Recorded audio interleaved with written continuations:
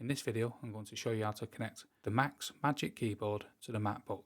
So when we look at the back of the keyboard, you'll see this little switch here. It's greyed out. So what you want to do, you want to flick this so you see it and it's got a green symbol like this. That'll mean the Mac is able to pick it up.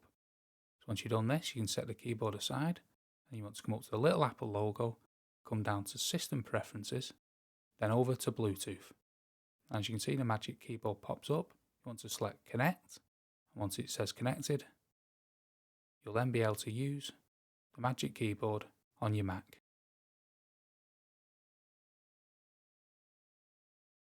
To disconnect, you want to come back over to the Bluetooth, right click and select Disconnect, and then this will disconnect the Magic Keyboard from the Mac. This is ideal when you want to use the Mac with an external display with the lid closed, and if you want to do that, you want to check out this video here where we show you how to do that. If you found this video helpful, please hit the like button below and thank you for watching.